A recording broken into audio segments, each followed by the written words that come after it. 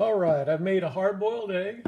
I'm going to tap it on this end, and I'm going to roll it, and I'm just going to continue rolling this